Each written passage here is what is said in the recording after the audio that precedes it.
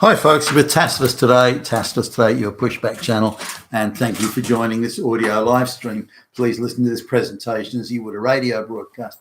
In this essay, I'd like to talk about something that's doing the rounds of the internet now, the supposed confusion that some alleged baby boomer type generation people, people say, well, my age, 60 and over, that are saying the young folks aren't getting ahead and aren't able to start a family or buy a house because they're all lazy, and if they just get off their ass and go to work and work hard, then they'll be fine and everything will be okay. I was able to do it, says the baby boomer, when I just sort of at the beginning of the next section after the baby boomers, but I'm still in that wider cohort, so I have a good understanding of what life was like and what employment was like back in the day, and how it is now by comparison, and the cost of living difference over that time span as well. So on one side, we've got those damn lazy, whinging, Gen Z and all that sort of stuff, Gen Z, and the reason they're not getting anywhere is because they're too damn lazy. And on the other side, the cost of living, people are saying, well, look, the cost of living is just insane. There's no way these people, other than a very small number of them, can ever amass the funds, other than inheritance and so on, can ever amass the funds from their own income to ever make it into buying a house and having a family. Now, some will, but the numbers are very small. So let's talk about that. And I've mentioned this many times before. Where has the Western middle class disappeared?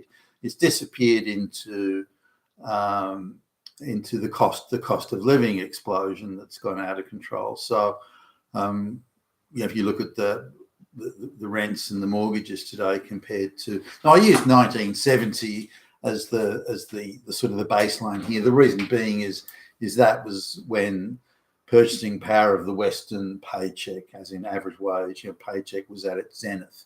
I mean, some argue that it was sort of 1968, 69, and others argue, no, it was 1971. But I'm using 1970 as the baseline. Primarily Australia, by the way, but the whole Western bloc was in a not dissimilar situation. America was a little bit further ahead of the pack, obviously. But now on top of that, I was able to travel the world many times over on business, so I got a front row seat into the changing economies of Britain and the United States and North America generally, and around most of Asia, Japan, Singapore, and South America, and so on. So this again gave me a sort of a wider insight as to what was happening, not simply in Australia or in the Western bloc, but globally, and how wealth and money and power was shifting around, and why it was shifting around. But coming back to the issue, are all young people lazy? And I look at it this way, that most young people are looking at a life of abject futility. Not only and this assault comes in from a number of areas. I mean, first and foremost is the purchasing power of the paycheck.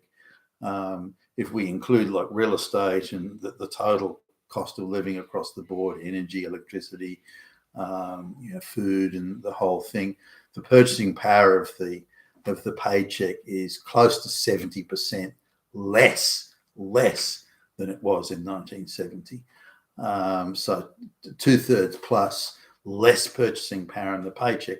Now, where has the majority of that difference gone? Why is the paycheck have less purchasing power? Well, it's because primarily the cost of accommodation has increased out of sight. And again, using to illustrate the point, and this was in the later 1970s. The first apartment I rented was a 1-bedroom apartment. It was pretty compact too, and it was $20 a week, or $22 with furniture, $18 without furniture. So I didn't want the furniture, so the real estate people said, "Look, someone will come around to collect that, collect the furniture." And anyway, no one ever came. So I paid the rent for an apartment without furniture, only to find that I had the furniture, didn't have to pay for it. My guess was the cost of getting someone to pick it up and put it in storage was such that they just didn't care about it. Anyway, $18 a week. Now that same apartment today, and by the way, back then it had a garage and quite a large storage area, and it doesn't have that anymore. So it's a smaller apartment, I guess, because of that. But that today is $500 and some dollars, that same apartment. So given the average wage at the time was between 8,000 and 9,000, and the average wage today is about 8 or 9 times that.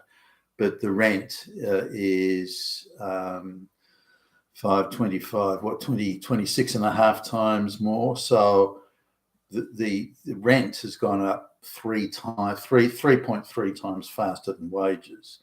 So now if rent had kept more or less in line, give or take, more or less in line with wages, then that rent would be about $100 a week today, give or take, but it's actually $500 a week.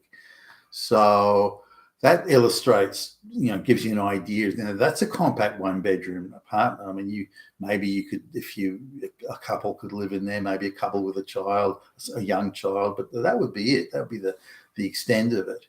And so rents and mortgages are out of sight. Now, if we look at the house I bought inflation, the house that I bought in 1990, and for $200,000. That same house today is $2.7 million.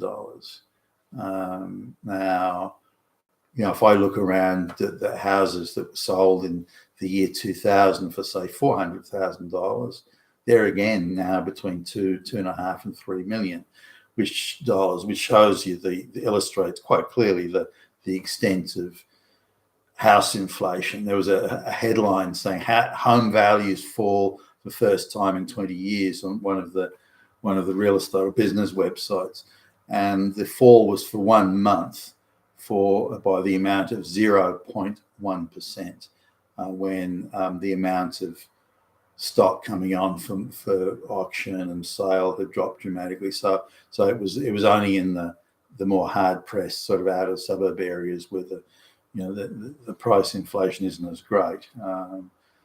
But someone I know bought a house in one of the most sought after postcodes just about 4 years ago, not quite 4 years ago, and they paid $4 million for it. It's today been valued at $8 million. That's prime real estate and a sought after postcode. But again, it illustrates just how much real estate prices, Western real estate, but Australian real estate has become the investment choice of the whole world. And whether it be BlackRock or rich Communist Party generals or Brahmin, monopoly multi-million gazillionaires from India, it doesn't matter. They're taking up vast amounts of real estate for their own investment portfolios, and it's no longer real estate and homes aren't a place, residential real estate aren't a place to live. They're an international investment item, a plaything of the international investment class, and the prices reflect that. But the people on their 9-to-5 jobs, with their couple of kids and all that sort of stuff, they have to compete in that place, and they can't compete. So they're being squeezed out. And so what's happening is that, like with most things, certainly in the modern era, is problems aren't being fixed or solved or dealt with. The costs or the problems or the fallout are just being moved around. So the profits moved into the pockets of the big investor class, and the cost of that has been pushed onto the citizenry in higher rent and mortgage costs, prices. So someone who would spend 20% of their income on rent in 1970 has to spend 65-70% of their income on rent for the equivalent property today. So now that's huge. That is huge. And so when anybody criticizes and I'm not in support of Gen Z or anything like that. I never would advocate laziness and indolence, but if you look at that difference and how buying a house and getting ahead was eminently achievable in 1970 or in the 70s and 80s. And now it's much more difficult. And there's only a very small number of people in that age cohort that make anywhere near the amount of money needed. And without inheritance, they're screwed. They just won't be able to do it. Now, on top of that, there are other things like the cost of energy is way higher. You know, the green energy scam has forced prices up out of sight, so that paying 400 or 500% more for energy than is necessary. And this is particularly poignant in Australia, where Australia has a lot of very good quality coal that's cheap to mine. It's close to the surface. It's quite an efficient mining sector. So Australia's got some of the cheapest coal extraction rates in the world, and yet Australians are being forced to pay vast sums of money for energy, all because of this green ideology nonsense. Now, on top of that, food's more expensive. It was about 25%. Even if you look at basics like the bread and milk and those sorts of things, eggs, food's 25% more expensive than it was in purchasing power terms. I mean, from 1970. So it's far more expensive far more difficult, or far more expensive, and thus far more difficult to get ahead for the Gen Z or the younger people generally. Now, even if you live at home with your folks, it's still not easy. But this is the area where I think in particular you could point to Gen Z being lazy. Now, when I was thinking about as a young guy, freshly minted out of college and everything, I worked, even during college, I worked 3 jobs. I worked like a day job, a night job, a weekend job. When I was doing college, I worked night jobs and weekend jobs. So I did everything I could to make money and lived I didn't live with the folks. I lived on I had my own place. Or I was sharing accommodation with other people. But I lived very frugally and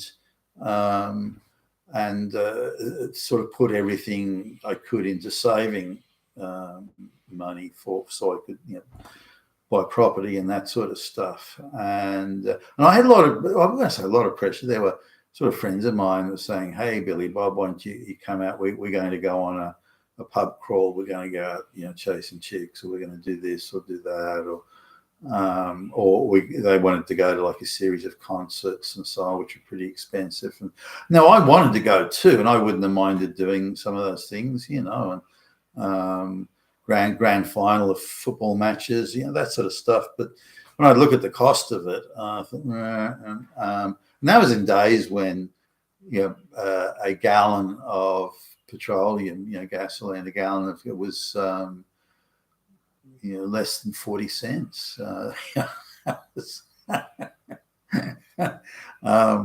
Boys are different today. But my focus and emphasis was on working as much as I could and saving money and living frugally, buying cheap, the equivalent of cheap clothes from Walmart and all that sort of thing. Even the things like the seam came apart in some trouser jeans, whatever I had, and so I sewed it back up again, so I didn't have to buy another pair of jeans. I was living that frugally at the time, and by the way, getting my some of my friends thought I was overdoing that, and maybe I was, but at least I had a. By the time I was 26, I was married with children and I owned property. And had a little bit before that, I got quite a decent job. So then I couldn't work 3 jobs. I had a decent sort of career type job, and even earlier than that, I had that job. So I was able to put that income into getting ahead as well. Now I was making. By the time I was in my 23 or something, 24, I was making like double the average wage. But was very dedicated and hardworking and conscientious, and believed that if I worked hard enough and was focused enough, I would have have a future. Now, recently, a guy I know who's gone through quite a difficult divorce, and he's always been a sort of a high income earner, very diligent, conscientious guy. And of course, people like that are brutally treated. Men are brutally treated by the divorce courts as walking wallets that can be stolen from forever. So and I was having a chat to him, and he was saying, and he's an older guy, but he's facing, if you like, the same challenges as say 25-year-old is today. He's looking at the future, given they've pretty much taken all his money from him, and he's looking at the future, saying, "Oh, he'll never own property." Now he's got a good job on good money, but because they're hitting him up for child support and for alimony, and they're brutally pursuing him. And if he's sick or injured or loses his job or gets retrenched or anything like that, that they've got him on that it doesn't matter. You're capable of earning a high income, and therefore we will always. That gives us license to steal as much from you as we want, for as long as we want, for any time we want. So if you lose your job, then that's too bad. We'll just keep on accruing a debt against your name. And then when you get a job, you'll not only have to pay the current amount of alimony and so on, but we'll charge you for the time you were off work. We'll charge you addition. You have to pay that as well, and we'll charge you interest, and we'll fine you if you pay late. So, and he's in a pretty bad way, actually, that guy, when he realised the enormity of what they were doing to him. All ideological, of course, none of it's justified. He said, "Look, I'll never own property again. I'm gonna die poor in some boarding house somewhere because I won't have a pen." So this happens to older people as well, or anybody who has to face it. And he's on a good income. But if you're living with your folks and you've got low wage jobs, you want to work, say, a number of low wage jobs, maybe you do as I did. We have a day job, a night job, and a weekend job. Now, I've spoken to some younger people about these possibilities, and I just get well, I'll have no social life. Why? I've got to have a life. Why would I do that and not have a life? And then I'll try and explain, well, okay, you're giving up things today, the trade-off, you're giving up things today for what you can have tomorrow. So if you do this now, well, you're staying with your folks, that you don't have to pay them any money. You get free food, free accommodation. That's worth a lot of money these days. So go and work as hard as you can. Bust your ass. Go and work as hard as you can, and save every penny, and you'll find that you'll be able to afford to get on the property ladder. Something modest at first, but you'll be able to get on the property ladder, and then you've got you can look at a future, maybe thinking about later on getting married, having children, so you can have a future and have skin in the game of having a future and producing a future and working towards a future. But I get looked at like, you're a bit of an idiot. Why would anybody do that? Why should I bust my ass for what they see as a meager gain? So we've also got on the other side of society now in the West, certainly through the tertiary education system or even the high schools, marriage is oppression for women. So women, marriage isn't really an option. You're being oppressed by the evil patriarchy. And children are kind of a liability, really. You can have the nice consumer goods, or you can have children. And that's really your choice. And so the idea that you can gain meaning in life from being part of society and having a future in it, a stake in it, and having children, these are having a loving relationship, these things have been denigrated and demeaned to a point where they're not seen as really a part of your aspirational life goals. Why have those things? Why bother about them? Why work towards them? Why have a relationship with a patriarchal, misogynist oppressor? I mean, goodness me, they're useful for sexual relations maybe, but what else? I mean, I've been told that, thanks to girl years in high school.